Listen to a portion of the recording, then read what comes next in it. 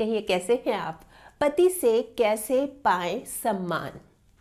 देखिए, सबसे पहली बात तो इसमें समझने वाली ये है कि रिश्ता चाहे कोई भी हो, ये जो सम्मान है ना, इसको हम डिमांड नहीं कर सकते। मतलब मांगने से नहीं मिलता, ये इसको हमें अर्न करना पड़ता है। और जहाँ तक बात है पति पत्नी के रिश्ते की, इसमें तो बहुत बातों का ख्याल रखना पड़ता है, क्योंकि एक तो ये रिश्ता बहुत लंबा होता है, मतलब जिंदगी भर का होता है। ये जो साथ होता है ये जिंदगी भर का होता है, और ये रिश्ता बहुत डेलिकेट होता है, बहुत नाजुक होता है। इसलिए बहुत सारे सेक्रीफाइसेस भी करने पड़ते हैं, बहुत सारे कॉम्प्रोमाइजेस भी करने पड़ते हैं, बहुत सारी एडजस्टमेंट भी करनी पड़ती है। और ये सब बिल्कुल डेडिकेटेडली करना पड़ता है, बिल्कुल डेडिकेशन से करना पड़ता है, जो कि अक्सर महिलाएं नहीं कर पाती। कहीं ना कहीं, कभी ना कभी, कोई ना कोई चूक हो ही जाती है। फिर उनको ये लगता है हस्बैंड मेरी वैल्यू ही नहीं करते, मेरे को रिस्पेक्ट ही नहीं देते। तो ऐसे में क्या करें, आज मैं इसी बारे में आपको बता रही हूं। 2 बातें, सिर्फ 2 बातें। अगर इन बातों को हमने अपनी जिंदगी में अपना लिया ना, तो आप खुद ब खुद फर्क महसूस करेंगी। मतलब लगेगा कि हाँ, अब तो वो बात है ही नहीं, जो कि अक्सर ये शिकायत रहती है ना कि हस्बैंड हमारी रिस्पेक्ट ही नहीं करते, वैल्यू ही नहीं करते। वो फिर लगेगा कि ऐसी बात है ही नहीं, अब वो रिस्पेक्ट करते हैं, वो वैल्यू देते हैं। तो इसके लिए सबसे पहली बात क्या है हमें समझनी, कि हमने हस्बैंड की रिस्पेक्ट करनी है, और वो भी दिल से, ऊपरी ऊपरी नहीं। जैसे कर लेते हैं, हाँ हम तो करते हैं। आप में से बहुत लेडीज ये सोचूंगी हाँ इसमें क्या है, हम तो करते ही हैं, रिस्पेक्ट हमें ही नहीं मिलती। ये चीज नहीं, ये जो सोच है ना, बिल्कुल दिल से, सच्चे मन से जिसको बोलते हैं ना, वो चीज करनी है। अब जैसे कि मान लीजिए हस्बैंड सुंदर नहीं है ना, तो मन में एक कॉम्प्लेक्स आता है, मेरे हस्बैंड तो सुंदर नहीं है। ये चीजें है ना, अब जैसे मेरे हस्बैंड है ना, उनको एक्सेप्ट करना है। सबसे पहली बात तो ये समझनी होगी कि हाँ, उनकी जॉब अच्छी नहीं है, चलो कोई बात नहीं, ठीक, कोई बात नहीं, जैसे हैं बहुत अच्छे हैं। उनके पास बहुत पैसा नहीं है, चलो कोई बात नहीं। या फिर वो बहुत ज्यादा इंटेलिजेंट नहीं है, समझदार ही नहीं है, इमेच्योर है। मतलब जैसे हैं, एक बार हमें वैसे ही उनको एक्सेप्ट करना ही होगा, तभी असली बात बनेगी। बात बात पर शिकायतें करना, बात बात पर ब्लेम लगाना, है ना, इस तरह से अगर करेंगे तो कैसे बात बनेगी। तो सबसे जरूरी क्या है, एक्सेप्ट करना। फिर उनकी लाइकिंग, उनकी डिसलाइकिंग का ख्याल रखना, उसके हिसाब से चलना, और उन्हीं के हिसाब से खुद को ढालना। अब जैसे एक हस्बैंड हैं, उनको ना स्पाइसी खाना नहीं पसंद, उनको बिल्कुल सिंपल खाना पसंद है, कम मिर्च मसाले वाला। तो वाइफ क्या बोल रही है, क्या है आप तो हमेशा ही बीमारों वाला खाना खाते हो, मतलब इस तरह से टोका टाकी। या फिर एक हस्बैंड है, उनको ज्यादा घूमने का शौक नहीं है, क्या है आप तो हमेशा घर में पड़े रहते हो। अच्छा, मुंह बना के ये बात जो बोल रही है हस्बैंड को, मुंह बना के, माथे पे बल डाल के, ऐसे ऐसे टॉन्टिंग वे में इस तरह से बोल रही है। या फिर जैसे एक हस्बैंड है, वो अपने पेरेंट्स से दूर रहते हैं, दूसरे शहर में रहते हैं, तो हर सुबह फोन करते हैं। वाइफ को ये अच्छा ही नहीं लगता, क्या है आप तो सुबह सुबह से चालू हो जाते हो, उनका हालचाल पूछना शुरू कर देते हो, इस तरह से वो बोलती है। बल्कि क्या होना चाहिए कि मान लीजिए जिस दिन हस्बैंड बहुत बिजी है, वो फोन नहीं कर पाए, वो रोज फोन करते हैं पर आज वो फोन नहीं कर पाए, तो वाइफ उनको खुद याद दिलाए, अरे आज आपने फोन नहीं किया, डैडी मम्मी वेट कर रहे होंगे, आप एक बार उनको फोन करके हालचाल तो पूछ लो। मतलब कहीं ना कहीं ये बात उनको जरूर अच्छी लगेगी। मैंने क्या बोला, लाइकिंग और डिसलाइकिंग का ख्याल रखना है, तो ये चीज पर भी ध्यान देना है इक्वली। फिर उनके इंटरेस्ट में इंटरेस्ट लेना है। उनकी कोई हॉबी है, कोई पैशन है, वो कुछ करना चाह रहे हैं, वो कुछ बनना चाह रहे हैं, तो उनको एनकरेज करना है, उनको मोटिवेट करना है। क्या होता है कि जैसे मान लीजिए एक हस्बैंड है, वो जॉब कर रहे हैं, है ना, उनका ये मन है कि मेरा अपना बिजनेस हो, मतलब नौकरी नहीं करनी, अब अपना काम शुरू करूंगा। और वाइफ क्या कह रही है, अरे क्या कर रहे हो आप, क्या खाएंगे हम, मतलब नौकरी छोड़ दोगे तो क्या खाएंगे, बिजनेस नहीं चला तो क्या होगा, सड़क पे आ जाएंगे हम। मतलब उनको डीमोटिवेट कर रही है, उनको डिस्करेज कर रही है। तो उनको मतलब मोटिवेट करे कि आप एक बार कोशिश तो करो, मैं आपके साथ हूं, आप चिंता मत करो, मैं ढाल बन के आपके साथ खड़ी हूं। समय समय पर उनको गाइड भी करना है, अपना कोई आइडिया है वो भी देना है कि हम इस तरह से कर सकते हैं। मतलब बनिए ना उनकी सपोर्ट। और कोई अचीवमेंट होती भी है, कोई छोटी सी भी अचीवमेंट होती है, तो उनको अप्रिशिएट करना है। मतलब उसको, उस अचीवमेंट को सेलिब्रेट करना है, बहुत अच्छा लगेगा। और इन्हीं बातों के साथ साथ उनको स्पेस भी देना है। मतलब हर बात में टोका टाकी, हर बात में नुक्ताचीनी, कमी निकालना, ये क्या वो क्या। मतलब जैसे ऑफिस में गए हुए हैं, हस्बैंड फोन नहीं उठाया, आपने फोन क्यों नहीं उठाया, या आपका फोन इतना बिजी कैसे चल रहा था, किससे बात कर रहे थे, या किसी फंक्शन में गए थे, आप उस लेडी को घूर घूर के क्यों देख रहे थे, आप उसको बार बार क्यों देख रहे थे। मतलब इस तरह से बार बार इस तरह से टोका टाकी करना, तो एक तरह से ना बंधन सा लगता है कि मैं कहाँ बंध गया, मतलब मैं तो फंस गया, फिर ये फीलिंग आती है। तो उनको स्पेस दीजिए, ऐसे बार बार टोका टाकी नहीं कीजिए। देखिए आप एक बात बताइए कि इस तरह से आप टोकती हैं, बार बार रोकती हैं, ये क्या कर रहे हो, वो क्या कर रहे हो, तो क्या वो संभल जाते हैं, वो मान जाते हैं, आगे से नहीं करते, उल्टा और ज़्यादा करेंगे कि अब बुरा तो मैं बन ही गया, चलो और बुरा बन जाता हूँ। ये टोकती तो रहती है, चलो मैं और देख लेता हूँ, मतलब और किसी पार्टी में गया तो मैं और ज़्यादा लेडीज़ को देख लेता हूँ, मतलब फिर वो नेगेटिव हो जाते हैं। तो ये चीज़ नहीं करनी। और जहाँ हमने स्पेस दिया, हमने टोका टाकी बिल्कुल बंद कर दी, रोक टोक बिल्कुल बंद कर दी, ये जो मोबाइल चेक करते हैं ना ऑफिस से आते ही, ये भी बंद कर दिया। मतलब नहीं देखा, नहीं देखा, आपको खुली छूट है, मतलब बिल्कुल मैं टोका टाकी नहीं करूँगी। तो उनको ना खुद रियलाइज होना शुरू होगा कि ये देखो ये कितनी अब केयरिंग हो गई, ये अब कितना ख्याल रखती है, और ये बात बात पे अब टोकती भी नहीं है। तो एक तरह से मतलब जो लेडीज़ की अक्सर शिकायत होती है कि इंसल्ट करते हैं, अपमान करते हैं, तो कम से कम हस्बैंड सम्मान नहीं कर रहे तो अपमान भी नहीं करेंगे, क्योंकि उनको कोई मौका ही नहीं दे रहे ना, हम कोई शिकायत करने का मौका ही नहीं दे रहे हम उनको। अभी तक जितनी बातें हुई हैं उसमें सब हम ठीक ही ठीक कर रहे हैं, अच्छा ही अच्छा कर रहे हैं। तो एक ना बहुत ज़रूरी होता है कि ये फीलिंग अंदर से आए कि ये देखो मेरी वाईफाई कितनी अच्छी है, ये फिर उनके माइंड में ना कंपैरिजन चलेगा, उस लेडीज से देखो वो लेडी कैसे करती है और मेरी वाइफ कितनी अच्छी है। ये चीज़ अगर हम ये चाह रहे हैं ना, तो इस बात को तो हमें समझना ही होगा। फिर इसी के साथ साथ जैसे मैंने बताया था, दो बातें हैं, है ना। एक बात तो ये हो गई कि हमने हस्बैंड का सम्मान करना है, वो भी दिल से। और दूसरी बात ये है कि हमने खुद की वैल्यू करनी है। समझ रहे हैं आप इस बात को, खुद की वैल्यू।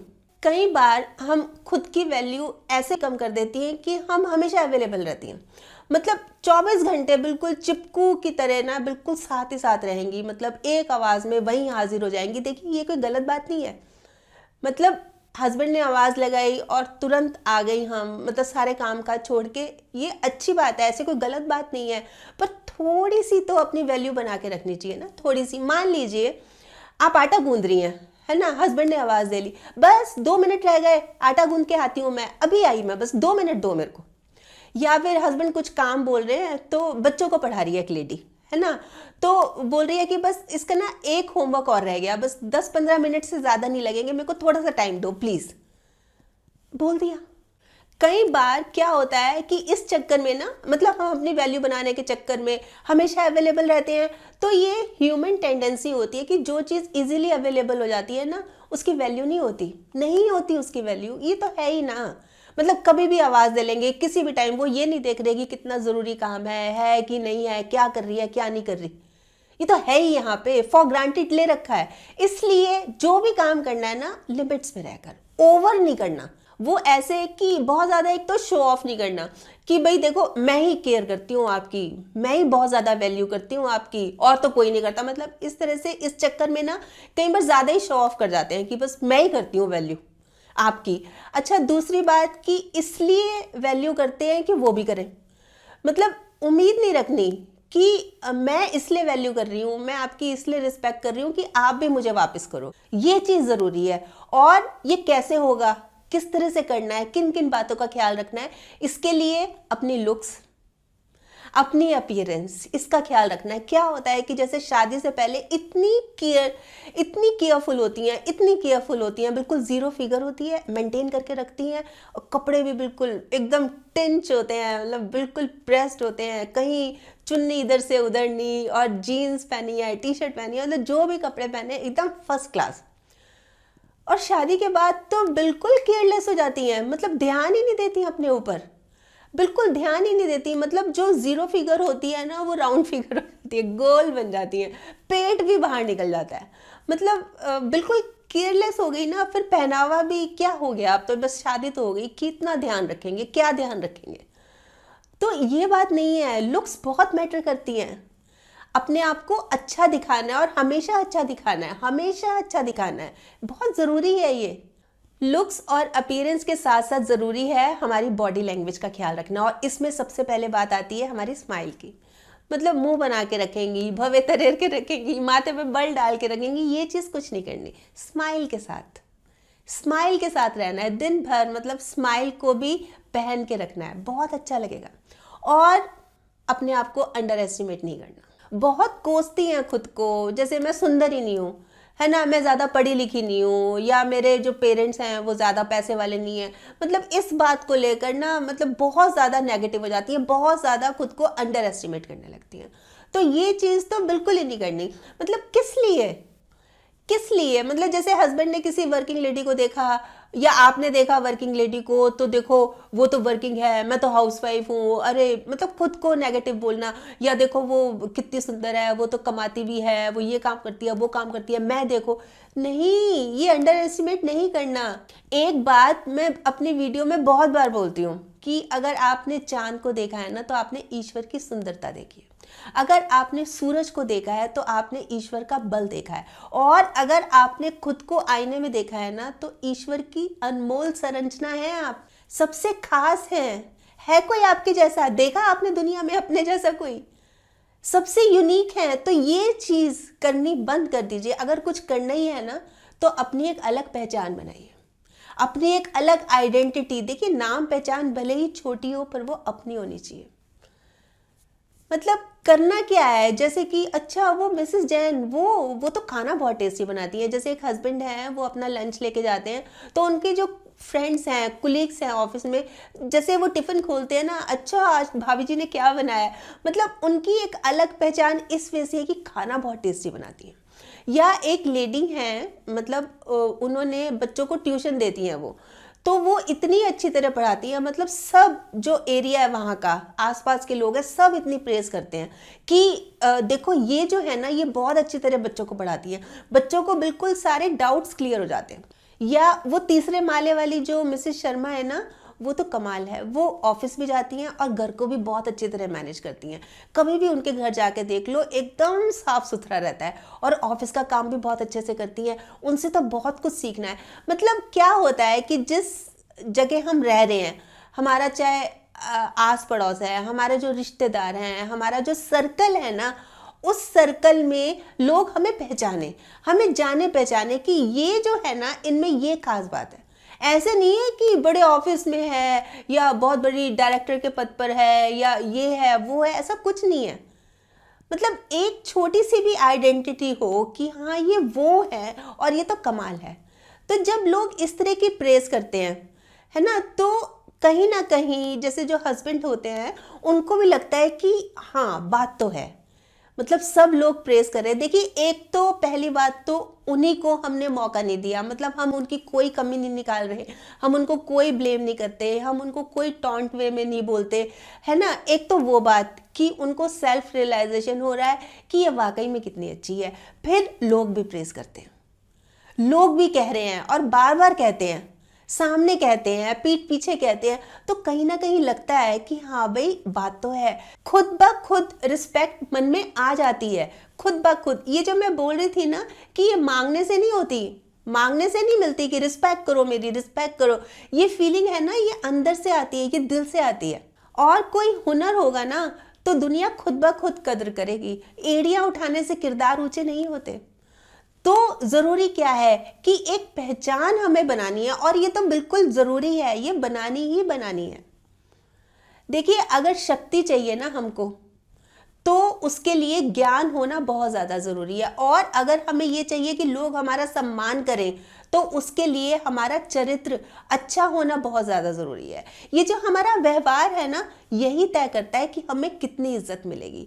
तो ना किसी पीर से पूछो, ना किसी फ़कीर से पूछो, आंखें बंद करो और अपने ज़मीर से पूछो, मैं कैसी हूँ, मैं क्या चाहती हूँ, मैं क्या करना चाहती हूँ, मेरे क्या प्लस पॉइंट्स हैं, मेरे क्या माइनस पॉइंट्स हैं, मैं किस तरह से करूँ, मैं क्या क्या करूँ कि हस्बैंड मेरी वैल्यू करें, मेरी रिस्पेक्ट करें। उसके लिए मुझे क्या क्या करना है। अक्सर लेडीज की यही तो शिकायत रहती है ना कि हस्बैंड वैल्यू नहीं करते, मेरी रिस्पेक्ट नहीं करते, मैं तो उनकी पूरी करती हूँ। अब भी बहुत लेडीज के मन में ये बात आ रही होगी, मैं तो पूरी करती हूँ रिस्पेक्ट, पर वो ही नहीं करते। तो एक बार देखिए, एक बार जानने की, समझने की कोशिश कीजिए कि कहाँ पे वजह आ रही है, ये रीजन क्यों हो रहा है, ये किस लिए हो रहा है, और किस तरह से इसको इम्प्रूव किया जा सकता है, कहाँ कमी रह गई। इस चीज को सोचने की जरूरत है। खुद पे तो काम कीजिए, पहले खुद को तो बेहतर बनाइए, तो ये चीजें खुद ब खुद आएंगी, वो सब कुछ खुद ब खुद ठीक होता जाएगा। समझना है इस बात को। वैसे बताएं आप क्या सोचते हैं इस बारे में, आपके कमेंट्स की मुझे इंतजार रहेगी। और हाँ, अगर आपने मेरा ये YouTube वाला चैनल अभी तक सब्सक्राइब नहीं किया तो प्लीज़ कर लीजिएगा, और इसमें ये जो एक बेल का बटन है ना, ये भी दबा दीजिएगा, ताकि जब भी जैसे मैं कोई वीडियो अपलोड करती हूँ आपके पास नोटिफिकेशन और मैसेज आ जाए। और अगर आपको ये वीडियो अच्छी लगी, आपको लग रहा है कि हाँ किसी और के काम भी आ सकती है, तो प्लीज़ आप इसको शेयर भी ज़रूर कर लीजिएगा।